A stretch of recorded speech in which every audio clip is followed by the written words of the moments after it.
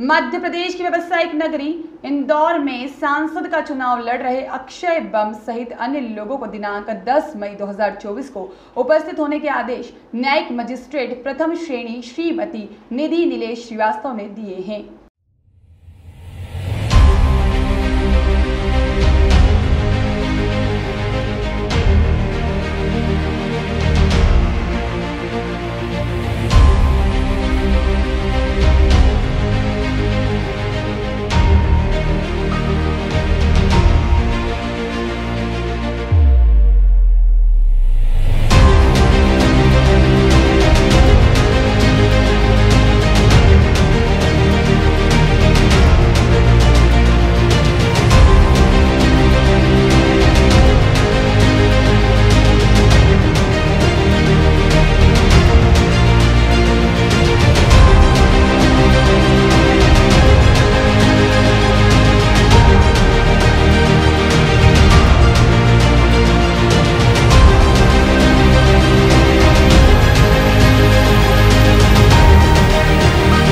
घटना में तत्कालीन आईजी इंदौर सुरजीत सिंह और उनके पुत्र सतवीर सिंह की सिक्योरिटी एजेंसी को कांति लाल बम और अक्षय बम ने यूनुस पटेल की जमीन खाली कराने का ठेका दिया था और यूनुस के खिलाफ पुलिस ने झूठा लूट का प्रकरण सतवीर की रिपोर्ट पर दर्ज कर दिया था। झूठे साक्ष्य रचना के कारण यूनुस लूट के प्रकरण से दोष मुक्त हो चुके हैं।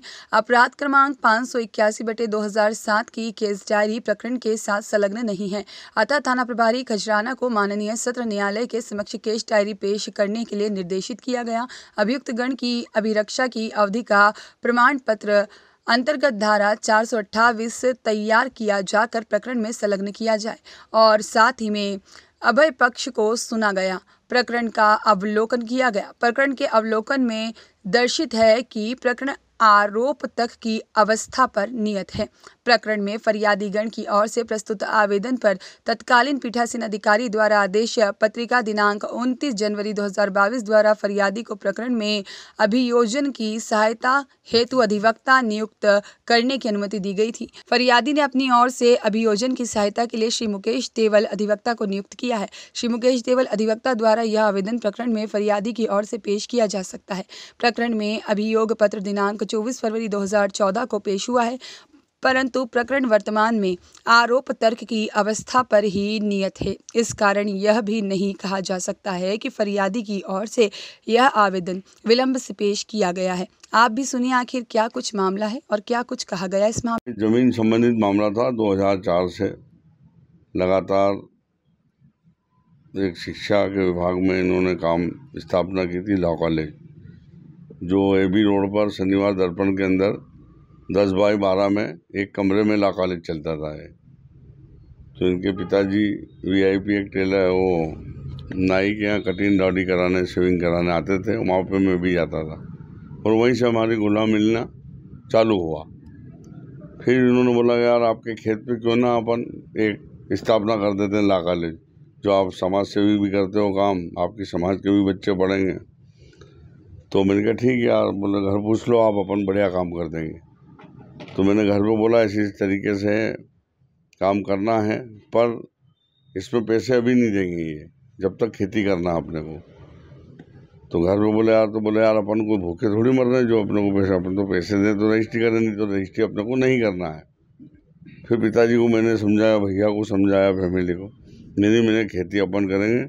इनका ये कहना है कि मैं एजुकेशन लॉ कॉलेज चलाता हूँ, मेरे को रजिस्ट्री लगा दूंगा तो करोड़ों रुपए लोन देगी गवर्नमेंट। ठीक है साहब। रजिस्ट्री 2004 का मामला था, 2007 में आए रजिस्ट्री कराने, यानी 2-3 साल बाद। फिर बोला भैया यहाँ तो रेट 65 लाख रुपए भी एकड़ हो गई। तो बोले यार कुछ तो भी देखो यार, इसमें कर लो यार, अच्छा काम है। वो 30 लाख रुपए प्रति एकड़ से सौदा तय हुआ था। 30 लाख रुपए प्रति एकड़ के हिसाब से सौदा होने पर और लोन बैंक से लाने पर सफलतापूर्वक 20 लाख अलग से देंगे। ऐसे करके करीब 50-60 लाख रुपए बकाया है हमारे। अक्षय बम ने सबकी तरफ से करीब 14 लाख रुपए दिए हैं उन्होंने, 7-7 लाख के चेक भी दिए हैं, वो भी डिसऑनर हुए, कोई रिस्पॉन्स नहीं मिला। फिर बीच में सोयाबीन मेरी लगती थी, हमेशा कब्जा तो दिया ही नहीं था। इन्होंने झोले में नामांतरण करवा लिया और झोले में नामांतरण कराने के बाद पता लगा मेरे को, एक पटवारी गांव, बोले यार ये ज़मीन तो बम साहब के नाम से हो गई। तो मैंने कहा नहीं यार, मुझे पैसा नहीं मिला और नोटिस भी नहीं आया।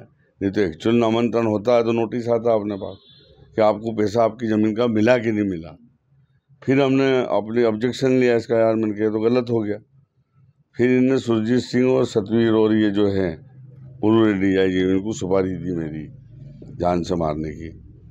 बोलो कुछ भी हो जाए इसको छोड़ना नहीं बोले। तो मेरी सोयाबीन करती थी, मेरे मजदूरों को बहुत मारा। 2007 की बात है ये, रजिस्ट्री होने के बाद। इसके बाद मेरे अड़ोसी पड़ोसियों ने फ़ोन करा कि इधर आना मत, नहीं तो मार डालेंगे। 10-12 बंदूक वाले भी हैं साथ में। तो जैसे तैसे करके मैंने 100 नंबर फ़ोन दबाया और मैं आया, और मेरे साथी लोग थे, रिंकू वर्मा वगैरह सब, दिनू चौहान, रुपेश वगैरह, जीवन वगैरह, सब ने बोले भैया आप होशियारी से आना, होशियारी से। जब क्या रहते तो बारिश एंड कुमार महीना रहता है तो बड़ी बड़ी घास भी रहती है, बड़ी बड़ी ज्वार की फसलें भी खड़ी थी। तो जैसे इनने आवाज़ बंदूक चलाई, धनाधन चली, बोले मारो सालो, ये आया यूनुस गुड्डू मार डालो। बोले कांतीलाल बम, अक्षय बम साथ में थे। ये कौन है कांतीलाल बम? ये कांतीलाल बनने करके आए हुए हैं, पत्रकार कॉलोनी में रहते हैं। और एक छोटा सा व्यवसायी था इनका, इनके पिताजी कांतीलाल बम जी एक मालवा मिल होया करती थी, वहाँ पे भी शायद प्रिंसिपल थे या चौकीदार थे। बंद पड़ी हुई मिल का वो करते थे चौकी। मतलब बहुत स्थिति खराब थी। अभी वर्तमान में तो ये है कि करीब 5-5 करोड़ की तो गाड़ी में चल रही है। ये बड़ी बड़ी गाड़ियाँ हैं इनके पास साहब।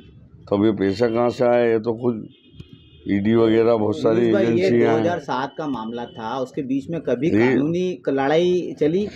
कानूनी लड़ाई चली। इस बीच में क्या हुआ था कि इनने CID में बड़े बड़े भूमि माफिया हैं, ये बड़े लोगों हैं, इधर DIG साहब भी साथ में। मैं तो किसान छोटा सा हूँ, सुरजीत सिंह और इसका लड़का सतवीर, ये साथ में थे। लाओ लश्कर से एजेंसी के आड़ में छोटे मोटे किसानों को जो कुचल दिया करते थे। पर हम दरबार है खजराने के, और हम भी जमींदार, हर जगह ज़मीनें पड़ी है। अगर ऐसे कोई कब्जा करके छीन लेगा तो फिर ज़मीन थोड़ी रख सकता है किसान। ये अक्षय बम वही आदमी है जो। और इसका आप बोल रहे हो ना कि इतना टाइम क्यों होगा, तो इसका टाइम भी बताता हूँ। एक तो CID में जांच चलवा दी इनने। CID में कोशिश ये रही इनकी कि ख़त्म हो जाए इनकी, जो मैंने रिपोर्ट डली थी। मेरे को तो ज़बरदस्ती उन्होंने, मेरी ज़मीन, मेरी फसल, मेरा कब्जा, मेरे को पैसा नहीं मिला और मेरे को मुस्लिम पहली फुर्सत में बनाया है इन्होंने। तो न्यायालय ने 15 से 17 साल बाद न्यायपालिका चारों तरफ से मैं जीता हूँ। और ये मेरे दिल में जो आज भी तलब लग रही थी कि यार ये गोली चले और खोल भी जब्त हुई, बंदूक भी जब्त हुए, पर 307 पुलिस प्रशासन ने क्यों नहीं लगाया? तो बड़े बड़े लोग थे। तो न्यायपालिका से मैं और भी जगह, दिल्ली, ग्वालियर, कमिश्नर, सब जगह जीता हूँ। और ये कोर्ट से न्यायालय मुझे आज मिला, और न्यायालय पे मुझे आगे भी विश्वास है।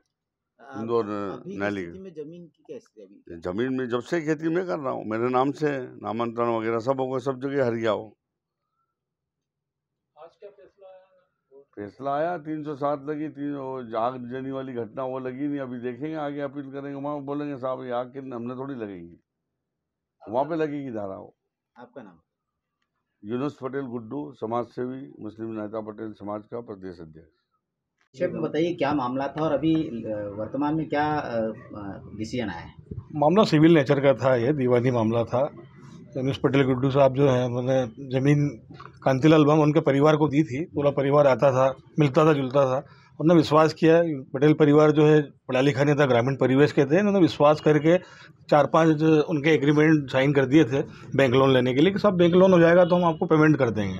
क्योंकि बैंक लोन उन्होंने कराया नहीं, पेमेंट दिया नहीं। कम से कम 50-60 लाख रुपए का मामला, चेक दिए थे वो बाउंस हो गए। इनको विश्वास में लिया पटेल परिवार को कि साहब कब्जा आपका रहेगा, हम नामांकन भी नहीं कराएंगे। लेकिन अचानक 4/10/2007 को एक घटना घटी जिसमें तत्कालीन IG सुरजीत सिंह, उनका बेटा जो कि ये चलाता है कंपनी, लेबर को रखता है, बंदूकधारी भी रखता है, सर्विसेज, सिक्योरिटी सर्विसेज, तो उन्होंने अपने प्रभाव का उपयोग करते हुए पूरा का पूरा उनको ठेका दे देता ज़मीन खाली कराने का। तो 4 तारीख को ये घटना घटी कि उनके खेत पे गए, सोयाबीन में आग लगा दी, मजदूरों को मारा। यूनुस भाई को खबर मिली, ये गए, जाके सबसे पहले अपने मजदूरों को लिया, उसका इलाज कराया। फिर वापस से फ़ोन आया कि साहब फिर बंदूक लेके ये लोग पहुँचे हैं। फिर वहाँ पे इनके साथीगण भी गए, वहाँ पे गोलियाँ चली, इनके कान के पास से निकली, बच गए। कब का मामला? ये 4/10/2007 की घटना है। अब क्या है? उसमें फिर यूनुस पटेल साहब के खिलाफ ये हुआ कि लूट के मामला दर्ज करा दिया, झूठा मामला दर्ज करा दिया, एक तरफा मामला दर्ज करा दिया। फिर इन्होंने जो है यहाँ से लेकर Delhi supreme court, high court, revenue board सब दो लड़ाई लड़ी और वर्तमान में सारी जगह हम जीत चुके हैं। कब्जा भी इन्हीं का है, सारी चीज़ें चल रही है। अब उस समय ये हुआ था कि 307 की धारा नहीं भरी थी 2007 में। 2011 में इन्होंने चालान पेश किया। ये काफ़ी प्रभावी लोग थे, उन्होंने प्रभाव का इस्तेमाल किया, चालान पेश नहीं होने दिया, चालान पेश हुआ। बाद में कुछ आरोपी फरार हो गए। फरार होने से जो प्रकरण चला नहीं था आगे, फिर बाद में हमने सभी जो फरार हो गए थे उनको स्थायी करा के फिर हमने बहस की, तो न्यायालय ने जो है धारा 307 का दोनों बाप बेटों को प्रथम दृष्टया आरोपी माना है और मामले को माननीय सत्र न्यायालय में उपार्पण किया है। 10 तारीख रखी है इनको हाजिर होने के लिए, दोनों को। आपका नाम बताइए। मुकेश देवल साहब, हाईकोर्ट।